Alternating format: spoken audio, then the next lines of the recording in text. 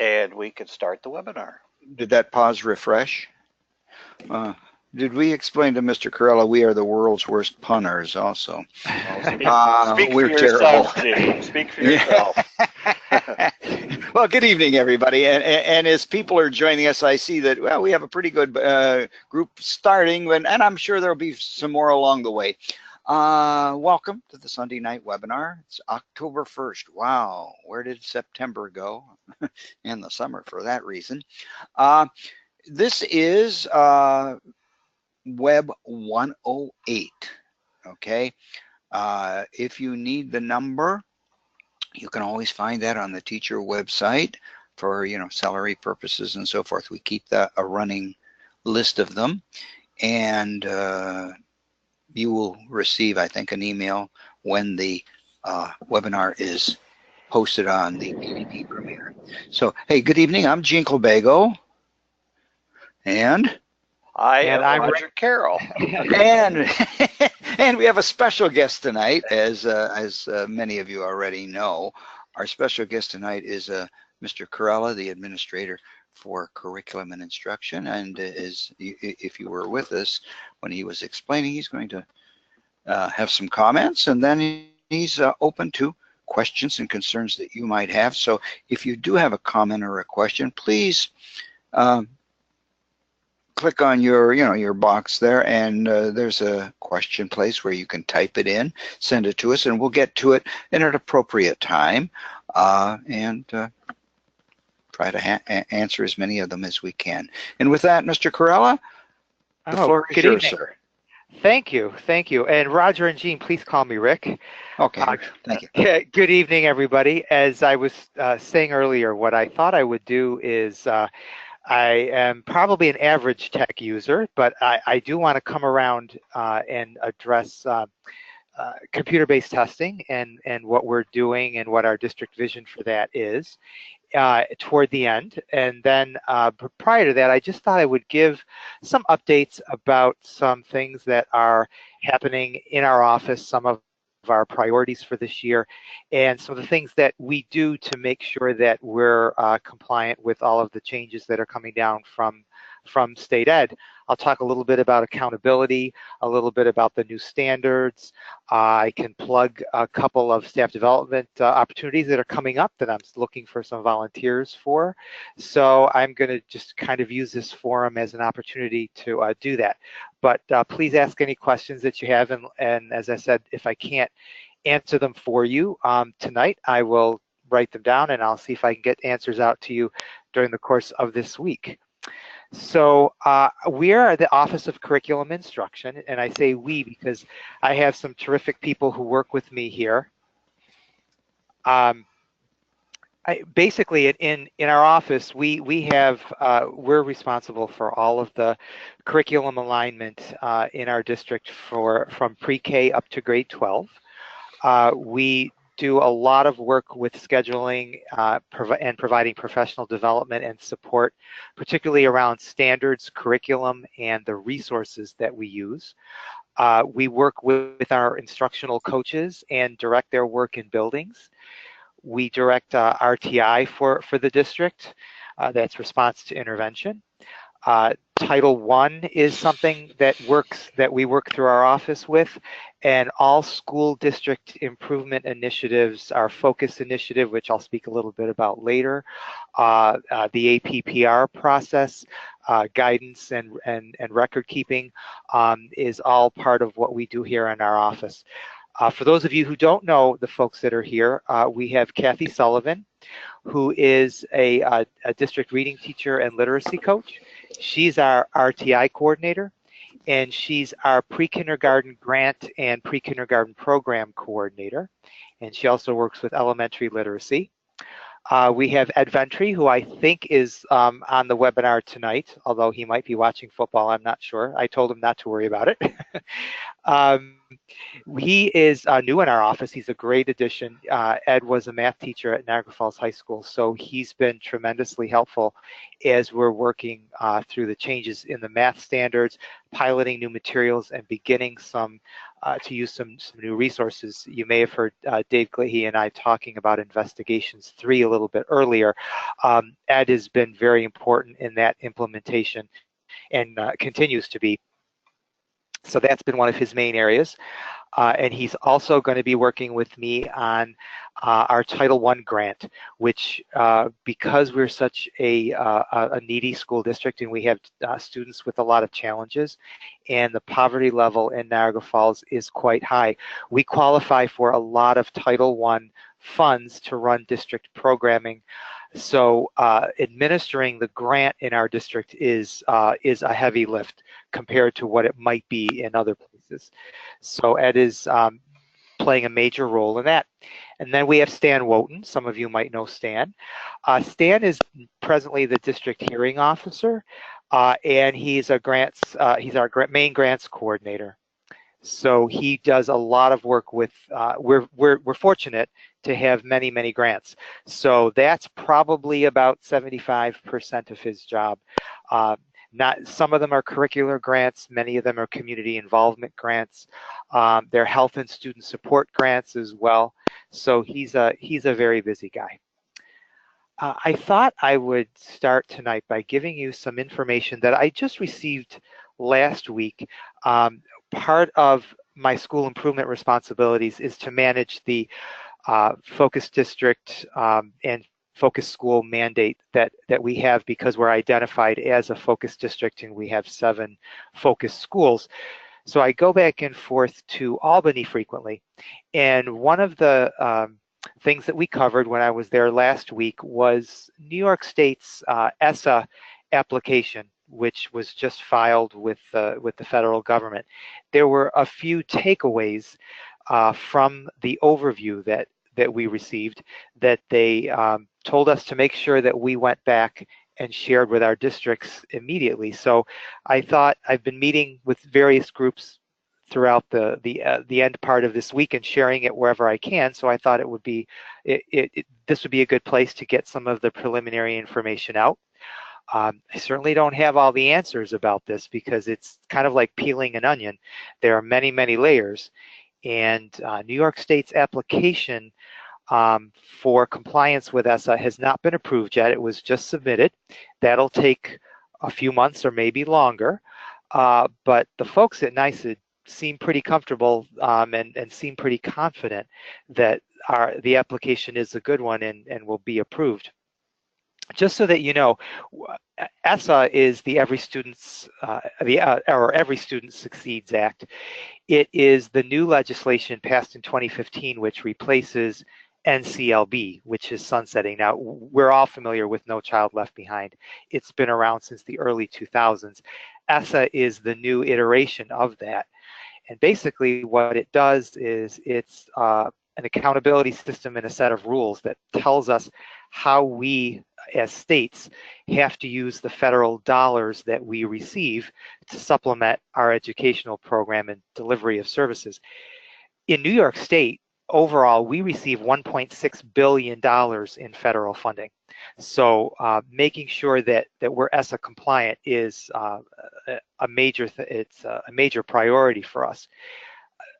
You've probably heard a lot about what's going on, certainly in our educational climate over the past couple of years, and some changes that have been ushered in. ESSA was really affected by that as well. So it is much more flexible in regards to standards and accountability and how we can and how we must provide interventions for struggling students and as well as how we evaluate all of our educators than NCLB was. NCLB was very rigid and it didn't offer a lot of options. ESSA has several more options built into it. So over the past few years, the New York State Education Department assembled some think tanks and some committees. They surveyed stakeholders, they held district forums, and they've come up with a final application that the regents approved in September, and then it was submitted just the week before last. But there's a couple of important things that I wanted to mention. under ESSA, we're already starting to transition to pieces of it that are not dependent entirely on approval at the federal level. But what we're looking at for our accountability system really touches us all, and it's changing this year, starting in 2018. Currently now, that whole system is based on the ELA and math tests at grades 3 through 8. So those state assessments only at the elementary and middle school. And then at the high school level, our accountability system is based on graduation rate. But now, starting this year under ESSA, that broadens and different metrics will be coming into our overall accountability status formula. So we're still accountable for English language arts and mathematics. But for the first time this year, grades 4 and 8 science assessments will be part of our accountability system. And that's good news for us, particularly at grade 4, because our students typically and historically have done very well on those assessments. So science is going to be part of the accountability system. We will also be getting credit for progress of ENL students. Will also be held accountable for students who are chronically absent. There is not a formula that I can point to right now. I'm sure that it's in the application, but what we were told is that the state will be looking at students who miss 18 or more days, with some exceptions. And I would assume that one of those exceptions would be chronic illness.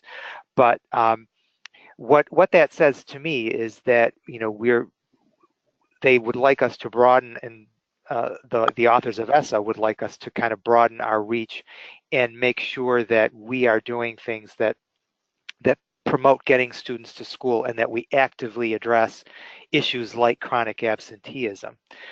So that is going to be part of the system this year.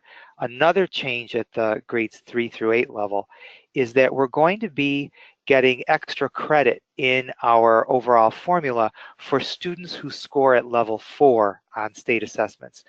Under the old formula, students who scored at level 3 and at level 4 received the same amount, or the district received the same amount of credits. They were weighted evenly. That's not going to be the case anymore. And at the high school level, if we have any high school folks who are listening, the accountability system there will still include graduation rate, but it will also include achievement in social studies and some college and career readiness measures. For example, the number of students who are taking advanced coursework and getting college credits prior to graduation, and also students who are earning technical education certificates. Overall, there are going to be a couple other metrics that are going to be introduced 2 to 3 years down the line. One of the most significant ones is our rate of out-of-school suspension. That's not going to be put in immediately because state ed is going to be collecting a few years of data to then formulate an appropriate metric, but that is coming on down the line. So I thought that was important to mention. And it's interesting for those of you who are maybe part of your school's school improvement planning team, whether we all create SEPs, or school comprehensive educational school comprehensive educational plans, I should say. And for those of you who are familiar with that, you know that there are sections or tenets, and 2 of the tenets deal solely with students' social emotional health and things like attendance and keeping kids in school, and instituting programs and policies that help kids to be able to cope in the mainstream. And then tenet 6 is all about communicating with parents. So as I'm sitting here looking at all of the of how New York has planned to be compliant with ESSA, I see these themes running through. So it kind of makes me feel good about some of the steps that I see schools taking and that we're taking as a district to address students' needs, not just academic, but really looking at the whole child. So that's going to be, we'll obviously be given credit for that, and the state is making it into much more of a priority because it's going to be part of the accountability system. As I mentioned earlier, as far as our focus district status, we have 7 focus schools, which means that some of the subgroups, the student cells within those schools, have been functioning or have performance indexes or indices in the lowest 10% statewide. We will be changing some pieces of that system, and part of that change is going to be the terminology. So if we continue in this status, we wouldn't be called a focus district anymore. We would be called a targeted support and improvement district. You've perhaps heard of priority schools, which are kind of a step up and not in a good way from focus schools. Those will be called CSI schools, or comprehensive support and improvement schools. One of the things that is very important for us is that this year's assessment results will be very important, because over the summer and early next fall, in September and October of 2018, new accountability lists will be generated. So at that time, we'll have a new accountability status. Hopefully, we could have a similar status with a similar number of schools in need of improvement. We could have a slightly better iteration with fewer schools, or we could have no schools. It all depends on how much progress our student cells make, both across the district and within the schools. But another good thing that New York has put in to their overall plan as far as flexibility goes is that normally they simply look at the elementary and middle school state assessment results, and the focus schools are those that are performing in the bottom 10% on the statewide achievement index. But under ESSA, starting this year, they will be adding to that a 3-year growth measure. So we will be getting credit for moving students in a positive manner over the course of 3 years.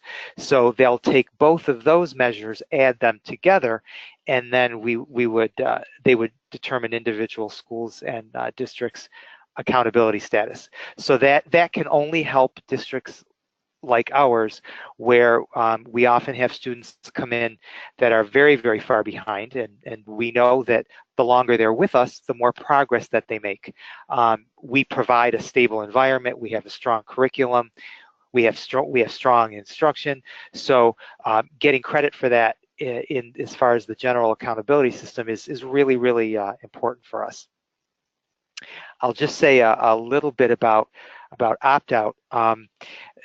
People are maybe wondering, is the 95% rule still applicable?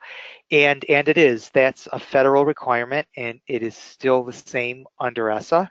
What that means is we're obligated each year to test 95% of our students. And with the opt-out movement, that has been a problem. Many districts haven't come anywhere near 95%.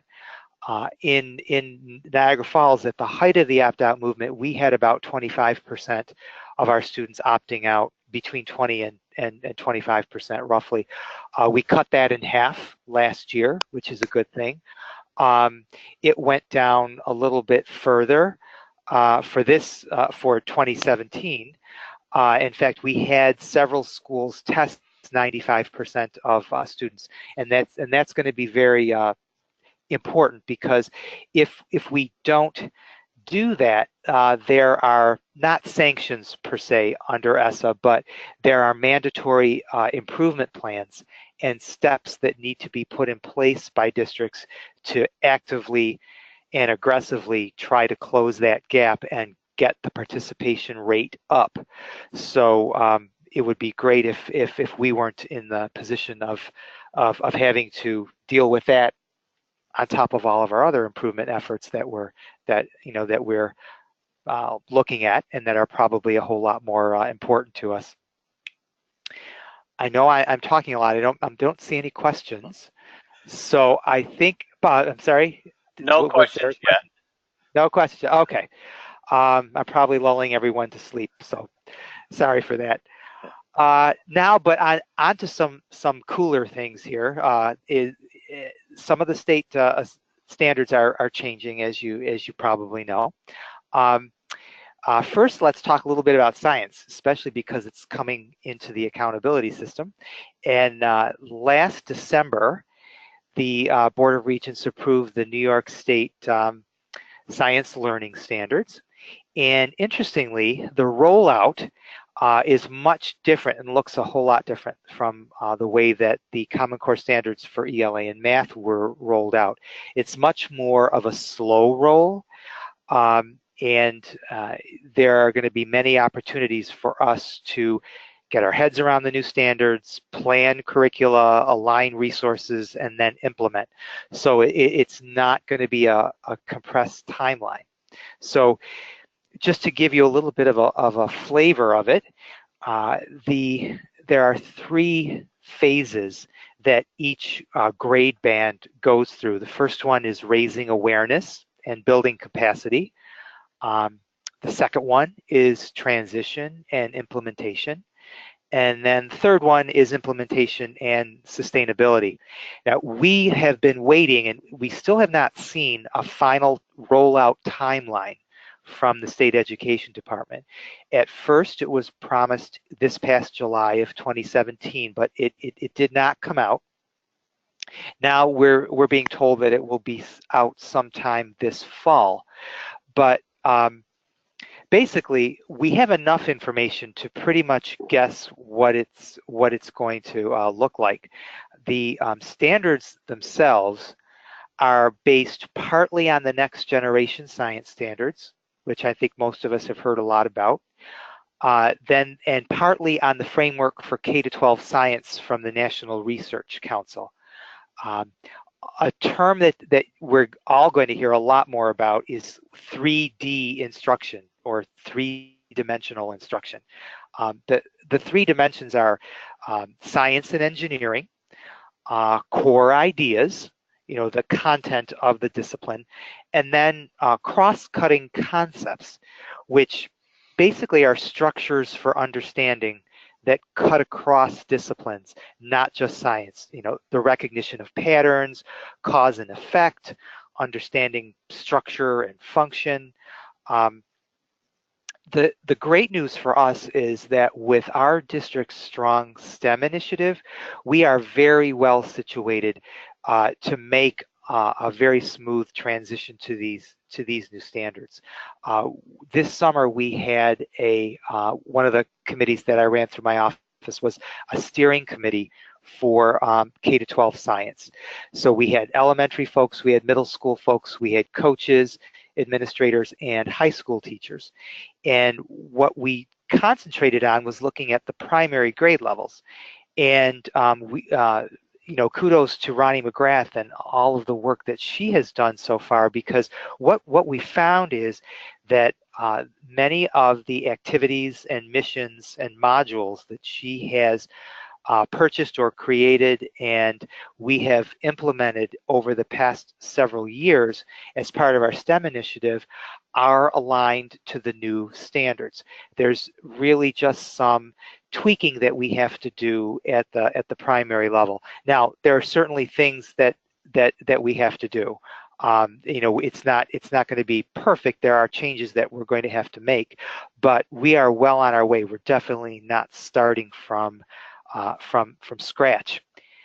And speaking of the transition, when you're thinking about what does that look like? When I said it's a slow roll, I mean it's a very slow roll.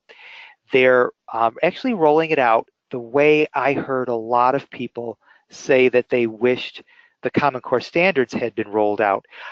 They're being rolled out by grade bands, starting with K to 2, then moving to 3 to 5, 6 through 8, and then finally 9 through 12. So this year coming up is a learning year where we're getting our heads around the standards for grades K to 2. Next year, that's 2018, 2019, we'll be doing curriculum development just for grades K to 2, and then we'll implement the new curriculum in grades K to 2 in the 2019-2020 school year. Now, how does that compare to what's going on across the board at the other bands? In 17-18, our only charge for grades 3 and higher is to build awareness of the standards and offer teachers overviews of what's coming and get as much information to them as possible. Then next school year, 2018-2019, will more than likely be a learning year or another study year for teachers in grades 3 through 5, while the other grades above 3 through 5, 6 through 12, again, are still in the awareness phase. And then in the 2019-2020 school year, grades 3 through 5 will start planning curriculum, and then we'll implement the standards in the 2020-2021 school year. So you can see how that pattern builds. It's very, very, very, very slow.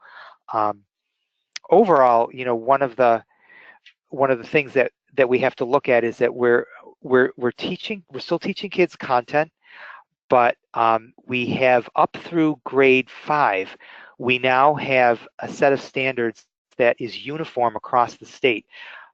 Prior to that, including the standards that we're currently under, school districts were allowed to move standards from grade to grade within a band, and you could arrange them in a way that you felt made sense for your district.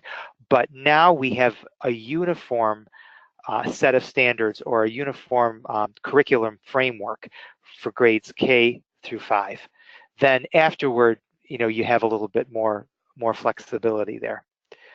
So I would like to get a plug in at this point. I hope that we have some K to 2 teachers out there, because I'm looking for a few volunteers. A couple of weeks ago, I put out a posting, which I believe closes tomorrow on October 2nd, for 4 sessions of full-day awareness and study of the new standards at Erie 1 BOCES. It's called DCA, Deep Curriculum Alignment, and the sessions are going to focus on the changes in the standards themselves, learning a little bit more about 3D instruction, and in particular, how to infuse engineering into the curriculum, and then assessing what quality curricula should look like under the new standards. The 17th of October is the first date. So I think I haven't looked at all the respondents as up till Friday, but I probably have about 4 slots for left for interested teachers in grades K to 2. They are full-day sessions, and we will have to release people via substitute, which can sometimes be problematic. But it's one day in October, one in January, another in March, and another in May. I know it's 4 days out of the classroom, so a lot of teachers really aren't feeling that. But I'm looking for some brave souls who really have an affinity for science and who would like to get involved. I would love to have you. So take a look at HR postings. We have 2 questions, Rick. Sure. One very general one posed a while ago about all of the initiatives, et cetera. We're talking a lot of federal grants, et cetera. And I guess a more general question is, are any of the upcoming federal budget that is getting a lot of focus and information on. Is Right. there any caution, I guess, or cross fingers with that, without any of these particular initiatives, but generally speaking? Right. We don't have a lot of information at this point, but you mentioned grants, and I can tell you two things that we thought we knew and that we might and that still could change.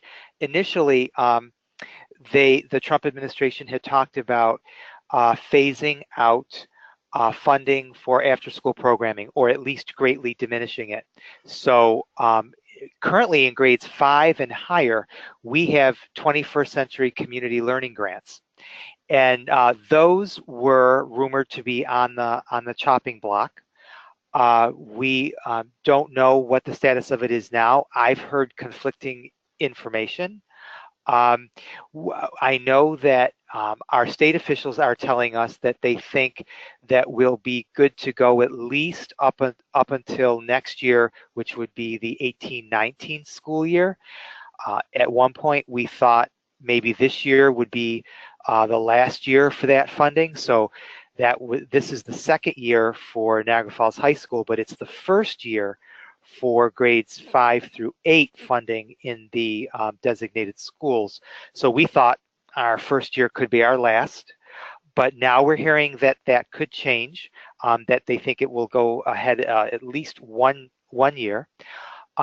Another significant grant for us is Title II-A, and that is the Teacher Staff Development Grant.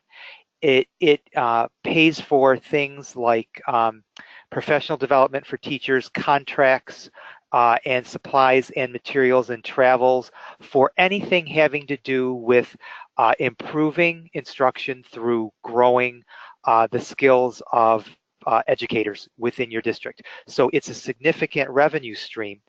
And we have been given for that a 5-year phase-out plan. So we were told that our allotment or our allocation would diminish every year until it got to zero for 5 years out. And I was just telling Mark the other day that I was reading something on a listserv that I belong to that said that might change as well because certain members of Congress are balking. And I'm sure that they're being lobbied heavily not to reduce those funds. So that is really a big question mark, but it's certainly a good question because it certainly has been talked about. And the only thing I think we can be certain about is that there's a lot of uncertainty on the horizon. Yeah. Are you sure of that? I'm as certain as I can be. Yeah. Another question related to as the science standards and the rollout and so on. The question is whether or not science textbooks and materials in the classroom, not in the STEM labs, but the other, say, more in general use, are they going to be renewed for the K-6 levels? Yeah, that is a great question because we have been waiting for these science standards. They were due about 2 years ago, or actually a little bit more. So we have not renewed our science curricula since I think it was the 2009-2010 school year. So all of our resources, at least K-8, i.e. textbooks, online textbooks for students, are from that year. So we're long overdue for a renewal.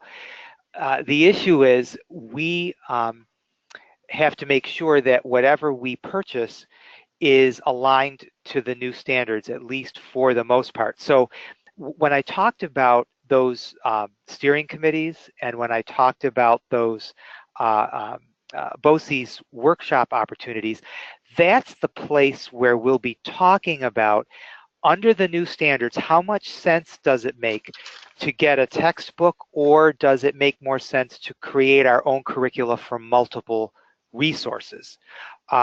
Certainly we have to refresh our resources, but will it be as simple as a new textbook adoption or a program, quote unquote, or is it going to be cobbling together various resources to meet various needs. So those are the things that we're going to be looking at. And I've heard a lot of really good debate both ways. You know, some districts really prefer to create all of their own instructional material, and they really feel that that's the way to go. And then there's another school of thought that that's a waste of manpower when you can, you know, purchase certain things and purchase multiple resources. And so there's a lot of back and forth between teacher made and vendor made and what is better. So we do know that what we've been doing as far as what's in the STEM labs is concentrating there.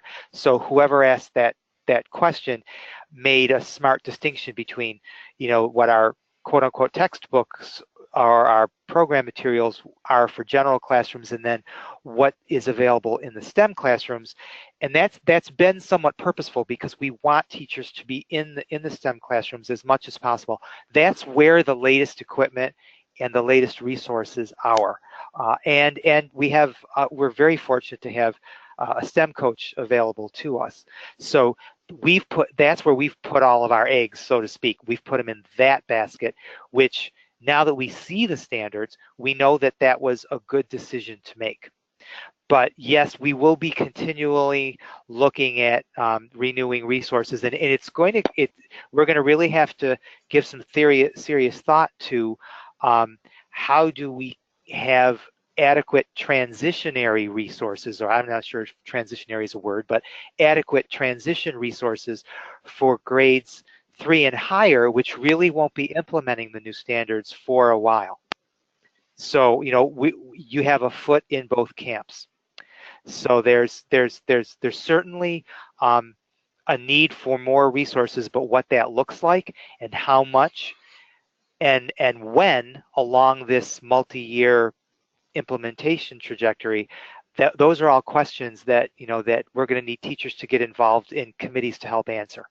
And I can see, like, the group that you're talking about going to BOCES for these gatherings, you get a chance to see what other districts are thinking as well in Right. a lot of these, you know, same questions that they have to answer. And right. So you kind of crowdsource solutions with that. Yes, absolutely. And I just saw the time. Holy cow!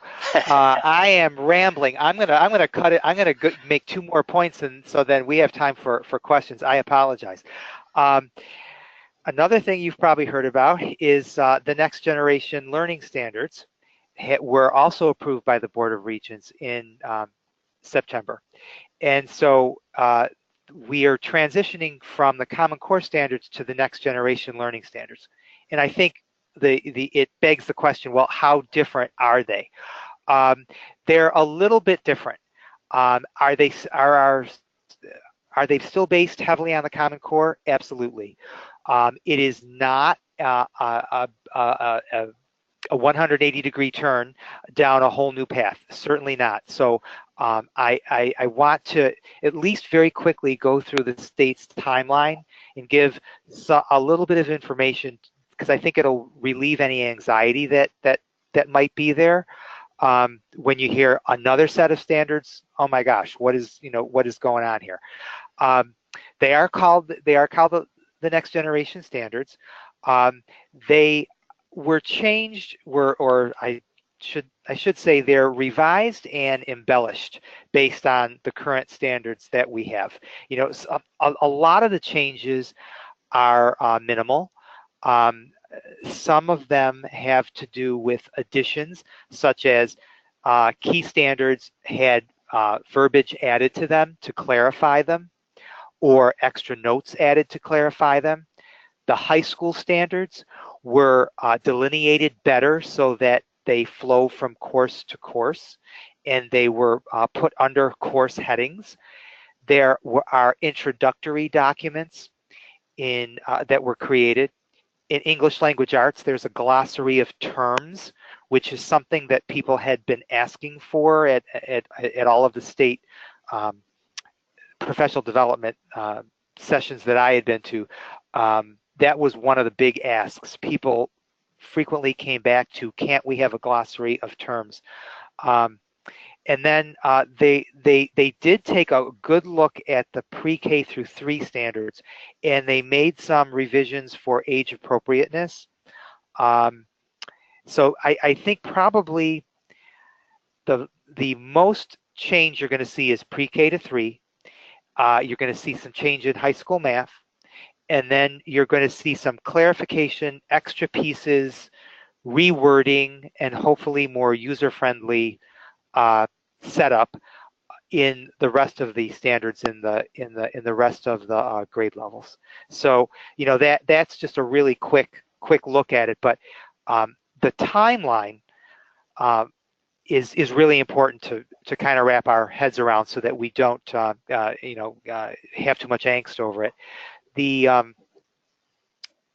final adoption was done just this past month, and this year is the 17-18 school year. The only expectation is that districts build awareness, and we want to make sure people know that the state assessments are going to be trimmed to 2 days, and they're going to measure the current standards. So what we'll start to do toward the second semester is introduce our teachers to what the new standards look like and give them overviews. Then in next school year, 2018-2019, we'll continue with the 2-day state assessments in grades 3 through 8. They're going to measure the current standards that we're under now, and we'll continue professional development and raising awareness around the new standards. Then in the 2019-2020 school year, we'll still have the 2-day assessments. They'll still be measuring the current standards. So you can see how much more measured and incremental this rollout is. And then we'll continue professional development. And then in the fall of 2020, we'll start our full implementation of the new standards. And then in the spring of 2021, the grades 3 through 8 tests or assessments will measure the new standards. So we're not measuring the new standards until 2021. And that was a key bone of contention with the way that the Common Core was rolled out, that basically the assessments measuring them and the instructional piece were rolled out side by side. And that probably is what, in my opinion, is what caused most of the issues. So this rollout looks decidedly different based on that feedback. So hopefully what we're going to be seeing soon is some more documents that provide us a lot more guidance and detail about what our staff development should look like. They're promising us crosswalk documents so that we can compare the current standards to the newer revised version. We're going to get some more information around what the standards mean for students with disabilities and English language learners. And that's really it. So if there are no questions on that, I'm going to try to move a little quickly here, because I think people probably want to know a little bit about CBT, or computer-based testing. So yet there are no questions in the queue right now, so why don't we go to the computer-based okay, great. area. Great. All right. As far as we know, the state has not changed its deadline yet. It'll probably make exceptions for districts that aren't ready. But what they've told us is very clearly is that by the administration of 2020, we should have all of our students in grades 3 through 8 taking their state assessments online. There may be some districts that would need an extension based on their infrastructure, bandwidth, and so on, but that has never been a problem for Niagara Falls. We're very fortunate. We've had some very forward-thinking people, including Darlene Sprague, whose last day was Friday. She's enjoying retirement. She doesn't have to set her alarm clock tonight. But we are really, really set for as far as being able to have the capacity to roll out the new assessments as far as hardware and district infrastructure. But what we have to do is we have to prepare kids to be able to take them online. One of the good things that the state is allowing us to do is they are allowing us to choose how and when we transition our kids. We have the freedom to be able to choose which area, whether we want to start with ELA or math, or both. I mean, some districts could do that. We don't have to start with all grade levels. We can phase it in very, very slowly. So what we've opted to do is to begin with grade 3 and just language arts. That rationale partly has to do with what we currently know or knew last year about the prototypes for the math assessment. They were still working out from what we had heard, some of the, for lack of a better term, bugs that were in some of the online tools that kids would have to use while they were taking the math assessment. So we felt that what we had seen from pilot tests, from field tests, and from some of the free online assessments, that English language arts was much more straightforward. Our kids have been taking NWA assessments since kindergarten. So we thought it would be that third grade would be a good way to start and then to grow it up. We are actually meeting with the third grade teachers this Tuesday, October 3rd. We have a department meeting here in the district office, and Mark and Marcia Capone are going to talk to them a little bit about CBT from the district perspective, and then I'm going to give them some documents that a committee created this summer. So, and of course, eventually we'll be sharing these with all grade levels and improving upon them. But I asked them to do 3 things. One, to give teachers a really quick summary on what kids and teachers need to be familiar with technology-wise in order to actually function with an online assessment. So they created a one-page computer-based testing sheet, which talks about general technology skills for students, things kids need to know by 3rd grade, or at least by the or at least within 3rd grade, words or skills that are needed to maneuver a Word document, and keyboarding skills. And then we have another fact sheet. I asked them to create just a really quick down and dirty sheet about computer-based testing in general. And they did a terrific job of addressing 3 areas.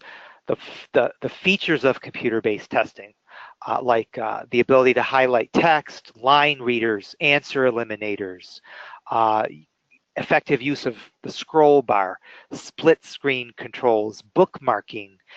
Kids will need to be able to bookmark if they want to. One of the most basic things that we tell kids all the time is that if you're stuck on a certain question, you move forward and then come back to that question later. So kids need to know how to use the bookmarking feature on the prototype tests. And then what is not going to be available in a computer-based test. Kids will not be able to highlight and cut and paste text. They won't be able to spell or to use a spell check or a grammar check. And then how will accommodations be delivered for students with a 504 or an IEP? So one of the things that we'll be able to do this year is, last year they ushered in some very flexible accommodations, including students were able to have sections of the English language arts assessment read to them. So the state assessments this year will have a text-to-speech feature. So we'll have to make sure that kids know how to access that, as well as, you know, what is answer masking, reverse contrast for kids with visual issues, how to change the background color, if that is something that will be visually helpful to students. And then the third thing I asked them to create is a very quick action plan guide. And their charge was to look at what resources do we have already in district. And because the bottom line is we don't want to be purchasing new things that teachers will have to find a time to use within the school day when they're already using every minute. So it can't be an add-on. It has to be things that are available to us already that we can weave into our instruction. So it shouldn't be preparing kids for a state assessment should be seamless with good technology infused instruction. It shouldn't be something that's totally separate. Now, I know it will be to an extent when we're first getting started, but we really want to highlight what do we already have that we can be using, that we can just make sure that our kids have experience with, and that we have, for example, keyboarding and typing lessons available in the Tech Steps MyQuest projects. When a teacher goes into MyQuest, all they see is our customized dashboard, which has just the projects that we have woven into our curricula at each grade level. But there's also an activity library where teachers can go and pull out other projects that that might help their students. The teachers also listed several different free websites where kids can go for game-like and fun activities that prepare them and introduce them to the skills that we were talking about, and very importantly, through the New York State Education website, there are several practice tests that are available. We're very used to taking released questions from prior year's assessments and practicing them with our students. And so what State Ed has done is they've taken released questions from the 2017 and 2016 and 2015 assessments, and they've put them into the online format. So rather than the teacher running off packets, third grade teachers can go in and use, they can log their students on, and they can take those assessments online and use it as a teaching tool for both the technology and test taking skills. So those are the kinds of things that we're going to be talking to teachers about this when we come up to this Tuesday. Rick, is that, you mentioned the New York State website, is that Engage New York or is it a different website? Well, I think it's actually, there's a link, I believe. I was just on it last week. It's, see if I have it here. I think I do have it hanging up on my wall here. Let me see if I can find it. You're actually going to the Questar site, one of the vendor that's creating the assessments, but the link, there are a couple different ways to get the link, and we could even put it on Symbaloo if we needed to. Yeah, here it is. It's newyork.nextera.questar.ai.com /TDS practice. So, and teachers are going to be given that link, and like I said, we need to investigate how we can make sure that that's easily accessible for our students as well. I don't see why we can't put that in Symbaloo. So I'll talk to Melissa Cacciatore about that. We have another question, is whether or not the state test will indicate an invalid administration, I guess like what is done in the NWEA if students accidentally end the test or simply click through the questions. Yeah, I don't know that. That's probably a better question for Marcia and Ray. BOCES is currently offering full-day trainings for technology departments and for chief information officers. And I believe that Marcia and Ray just had their training at the end of this past week. So that kind of a technical question is probably better best answered by them. I would think so. I would think it would also shut the assessment down if a student is random guessing at a pace that can be easily recognized. Um, but it's as far as the full complement of those safety nets or guards, they would be the better ones to speak to those. Mm. You have covered Huge amounts. a huge You may have amount to of go back and watch it a information. few more times, this video. That's Are right. there any I'm other glad you questions that pointed that out. I'm you'd looking like at the to? questions, and Yeah, we have, I'd say, just have a basically few addressed minutes. all those that were posed in the dashboard. But I suspect we'll be Mhm. getting some more within the blog or the Oh yeah. survey as well that we will make sure that Rick Yeah. gets and can respond to. Well, if there are no further questions, Raj, in the last minute or two, maybe you would like to show them the blog that where they can go, and obviously we come up with questions and thoughts. Why didn't I ask this later? So they can put them in there, Sure. or even in the survey. So why don't I give you the screen?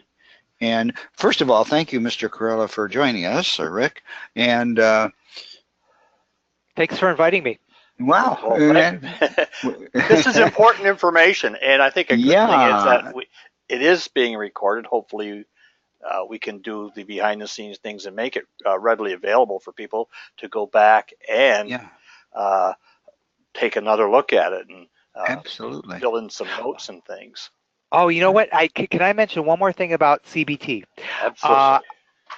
One of the things that I had heard from some folks downstate who I met in Albany who have already had some of their students taking online assessments is, I asked them, so how did you find, the time to prepare your kids? Where did it work well within your school day? And one of the things that they mentioned was that they started using after school time. Some of their and we have an abundance of riches this year. We're very fortunate to have multiple grants for the first time in my memory that will allow every one of our schools to have after school programming, both academic and social and recreational, for all of our students. So those teachers out there are going to be hearing from their principals very soon, I know, if they haven't already, asking, who would like to do uh, some academic classes after school, who would like to do some enrichment classes. And I think I saw that Megan Muth had joined us. Megan had a great suggestion for 79th Street, and I had heard about it from other people in Albany as well, as using some of that after school time to do a keyboarding club of sorts. So make it kind of a for lack of a better term, sexy thing for kids. We're going to learn all about keyboarding and typing and adult skills, and just really talk it up and give kids some really good experiences in an after school setting. It kind of gives it a really nice aura, and it's a great way to get in some extra practice without putting extra stress on the regular school day. So I thought that was a great idea. So if there's anyone out there that's going to participate in after school programming, think about doing some keyboarding skills and making it a fun club for after school. Terrific. Make it fun. That's one of the keys. Yes. Well, we've reached the magic hour, Raj. Yeah, show my screen real quick, Gene.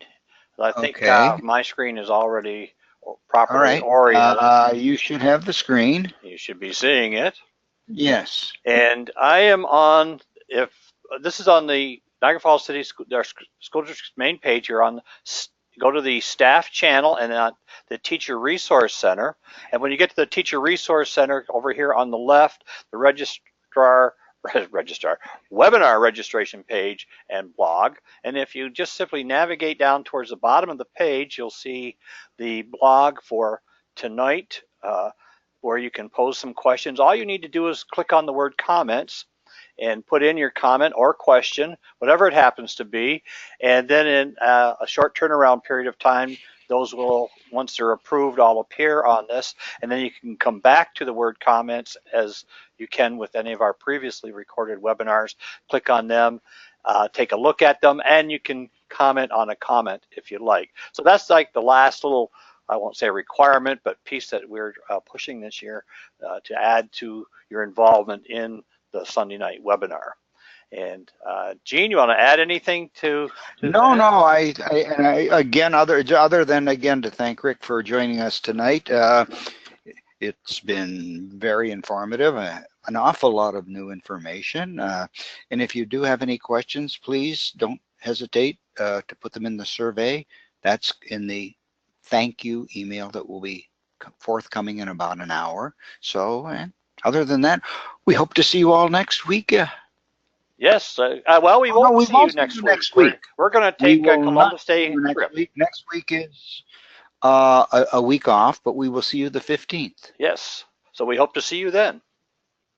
And with that, have a good evening, everybody, and good night. Thanks, good night, Rick. Thank you. Thank you, Good night, Rick. gentlemen. Have a good one. Yes, and good night, everyone.